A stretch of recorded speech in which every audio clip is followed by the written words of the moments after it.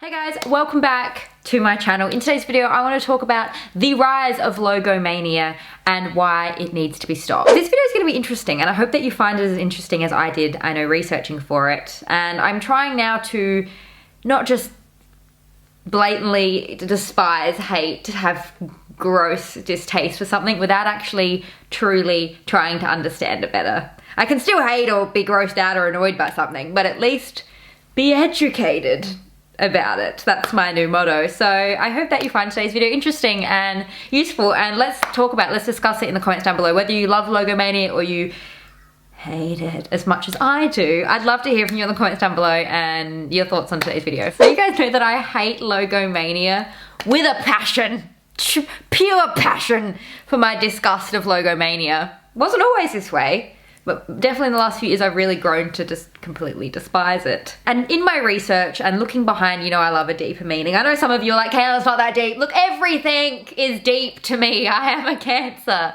And whilst looking into the deeper meaning behind Logomania and its origins, it's convinced me even more that Logomania must be stopped. And I'm going to lead the revolution. So you may be wondering, when and where did Logomania actually begin? Look, if you're a fashion fiend, then you probably already know this, but personally I don't. I had no idea, so which is why I researched it. It's not surprising really that it was indeed the music industry that brought Logomania to life, specifically the 80s and 90s. It was early hip hop, and you know that we get most of our flavor from hip hop culture. Hip hop is what's made Logomania what it is today. The game changer that was responsible for popularizing this trend was a Harlem-based designer and haberdasher, Dapper Dan, aka Daniel Day. Back in the early 1980s on 125th Street, Day began screen printing leather goods with high-end logos ranging from Fendi, Gucci, and Louis Vuitton.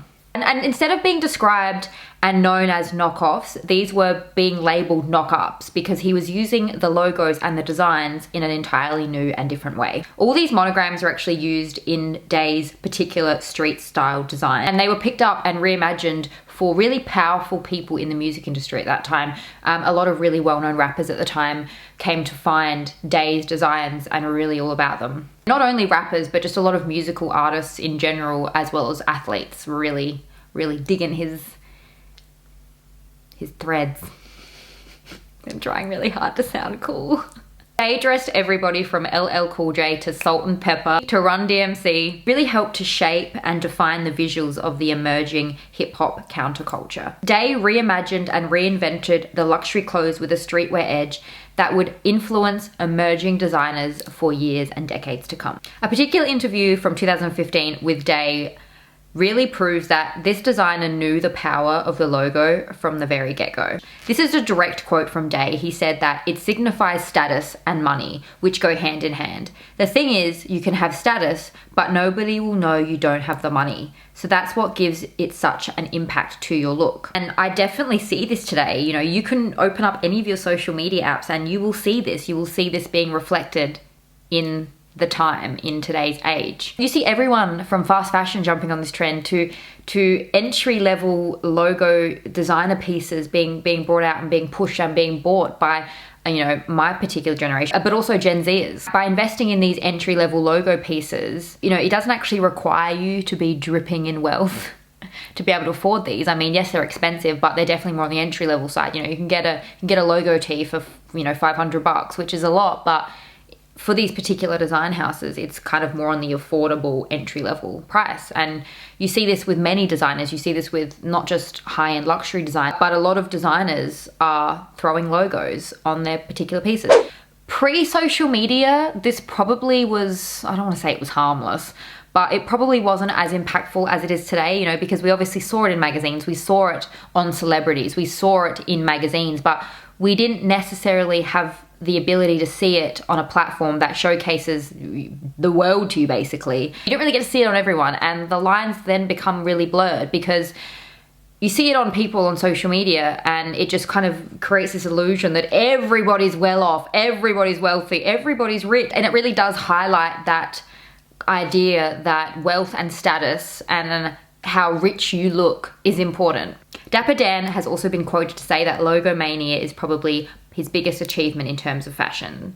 And he is the father of Logomania. And can I just say, I mean, it's wonderful that he was able to cement himself in fashion history like that, but that man is not my daddy, okay? It's not my daddy. I'm sorry, but I'm still not a fan of Logomania. And I love 90s. I love 80s and 90s hip hop. I love hip hop and rap. But that man is not my, no. You may be the father of Logomania, but this man is not my fascia. He is not my fashion fascia. And though the 80s were known for opulent excess, the 90s saw peak Logomania as consumers used branding like Fendi's Double F. You saw monogram on bags, clothes, even strollers, for God's sake. And that Dior stroller as well, that Dior scooter, it's just it's getting out of control. And it's used to assert status. And I think a lot of us understand and appreciate the idea that fashion, you know, you can look through any decade, any era in time, and fashion is really a representation and a mirror for what is happening in the world at that time, what is happening in society, what is happening. But Logomania has definitely risen and fallen depending on what is happening in society, in the world at the time. And that's why in 2008, when the economic collapse took place, Logomania also collapsed to some degree. It really took a back seat, and a lot of people no longer felt they wanted to show off and drip in excess anymore, and logos became a little bit more discreet. Fashion in general became a lot more discreet. You know, at that time it was seen to be very distasteful and out of trend to be dripping in logos. Those who could afford it and those who were rich or wealthy may have felt embarrassed to be seen in that excess and that amount of logomania. Which is why after 2008 we slowly started to see the rise of minimalism. Around 2010, you know, we really saw that reintroduction and that surge of logomania again as street style took a front seat and the spotlight. We really saw the re-rising of street style, and that real aesthetic took hold. The late 2010s, you know, we did see a bit of a re-emergence of logomania and logos in general, and I think that that's probably credited to street style, to the aesthetic of street style that we now know today. You know, brands like Supreme made logos cool again. We saw their collaboration with Louis Vuitton a few years ago. Pre-COVID, I think nostalgia and the 90s really took hold. You know, we've been in this 90s trend bandwagon for a while, and the 90s really took hold, and this idea of nostalgic fashion and nostalgic living and just nostalgia in general, the logo was bound to poke its, some would say ugly, some would say pretty. I say ugly. I was all about it. I was all about street style, all about logos. Just a few years back, I just ate that shit up. Pre-COVID was really the golden age for streetwear, logomania, branding central, baby. Everyone from designer high fashion to high street to fast fashion, everyone was digging a logo. Everyone was sticking a logo on their shirts, on everything. What we have to do is look at Billie Eilish and her red carpet looks. Sign of the times, okay? Aesthetic logomania central. I was kind of pondering this, and I'd love to hear where you sit and what you think about this, but I think maybe one of the big reasons why a lot of millennials and Gen Zs really love logo and love logomania is this whole social media world and this whole flex culture that we live in. This look at me, look at how well I'm doing, look at me flexing for the gram. Take that, Jimmy from primary school who used to bully me. Look at me now. Take that, Jimmy.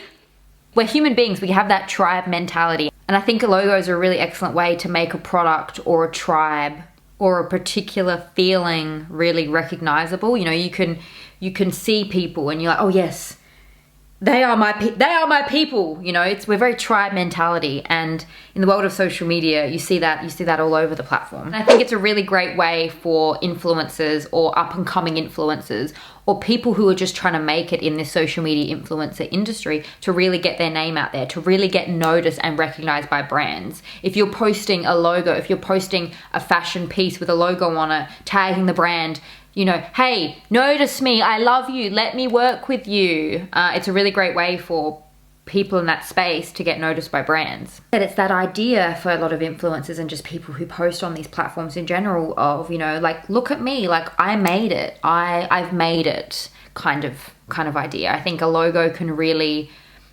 tell a whole story. And I know a lot of you are like, Caitlin, it's not that deep. Everything is deep, okay? Everything is deep when you're a Cancer. And I think that there is a whole story being told by what you're wearing right now. There's a whole story being told in everything that everyone's doing. I think there is an entire story with what we wear, with what you're wearing right now, with what I am wearing right now. There is a whole story wrapped up in that.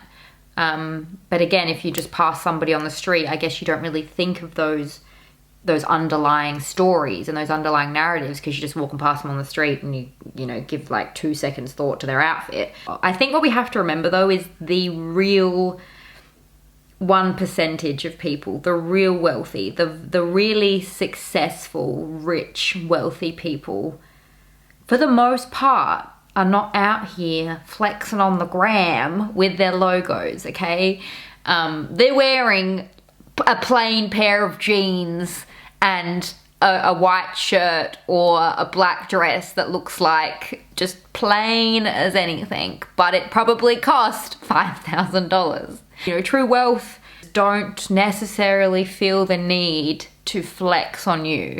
They don't really get off on that, and I think you may disagree, let me know, but true wealth, that real 1% of human beings doing really damn well for themselves financially, aren't trying to flex. So a little bit of a side note, I'd love to hear where you sit with Logomania versus Slogomania. Me personally, I'm more of a Slogomania queen. Like, you've seen my Dior t-shirt obsession. It got out of control at one point. And I know like a lot of people say Slogomania is out, blah, blah, blah, and it probably is, I don't care. But I love Slogomania because I love, again, that I get to express myself through fashion. I get to express my beliefs, my thoughts, my ideas, my values, my political beliefs, what I stand for through fashion. And I definitely believe that Logomania, that Logomania is very much look at me, whereas Slogomania is a little bit more look at this, look at what I stand for. This is important, consider this, look at this. So finally, what I want to end on is why I think that Logomania, I mean, I don't even want to say ends, because no trend really ends, does it? It comes in waves. But why I think that Logomania just needs to like take a back seat, like get to the fucking back seat and shut up. In this current climate, like where we are right now in history, you know, depending on what age you are, you will look back on this time of your life. You will remember this time, and you will remember, if you're a deep thinker like me, you will remember this time not only for what was happening in the world at the time, but what you were doing, you know, who you were as a person. And in this current climate, not only with the global pandemic, we're also seeing trickle-on pandemics and trickle-on crises, like the undeniable mental health issues and the economic crisis and the humanitarian, oh god, completely forgot, sorry, the climate crisis, you know, the 1.5 degrees, the terrifying future that we may have in store for us. And I just feel that, like I mentioned before, I think fashion is a reflection of the current times. And I just personally, in my very humble opinion, do not feel that it is the current time to be out here flexing, you know, flexing for the gram, baby. Look at my money.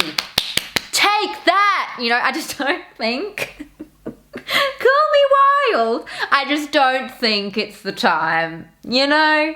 I don't think we're living in a golden age to be out here doing that type of thing. Just my own personal humble opinion, which is why I have really moved away, and I've moved away over the last few years from Logomania. And again, like probably like, you know, most people, I didn't really think any reason other than, oh, just because I did. But when you actually sit with yourself and ask yourself why, like that reason to me makes sense for me. And you know, maybe that reason doesn't make sense to you whatsoever. And if it doesn't, then, you know, that's also okay. But for me personally, just it's not the time. It's just not the time. When things return to some level of normalcy, but to be honest, I don't really think they'll ever be like they were. I'm gonna try to avoid Logomania, just because, you know, even if things in society are better, I still just don't feel like it's a personal reflection that I want to portray to the world you know, the things that I've come to associate Logomania with, and the idea of Logomania in general is not something that I want to portray to the world. Just personally. I'm always gonna love that less is more.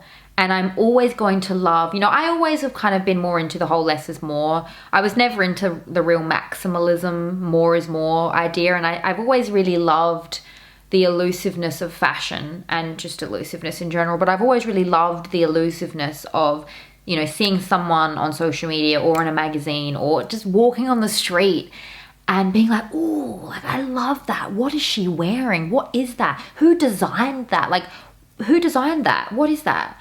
I love that elusiveness, as opposed to just walking down the street and being like, oh, I don't even need to ask you, because it's literally splattered all over your sweater, you know, like.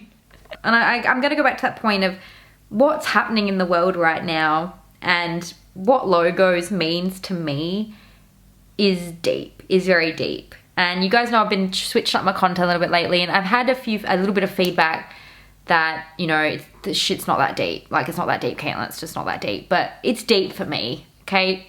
Everything's deep for me. I'm gonna have some articles linked below if you want to do a little bit more further reading, if you're interested in reading up a little bit further on this particular topic. I'm gonna have those articles linked for you in the comments down below. And I'd love to hear from you what you think of Logomania, what you think of everything I've shared today, and, you know, whether you agree or disagree, share away. If you think that the world's current affairs and the world's current climate should alter how you dress and how you choose to dress, please share with me all your thoughts in the comments down below. Whether or not you agree or disagree with myself or with anyone in the comments down below, please do it respectfully. So thank you so much for joining me in today's video. It really means a lot to me, and I'm gonna have another one linked to you right here. If you haven't had enough of me just yet, feel free to join me over there. Thank you so much for being here, and I'll see you in my next one.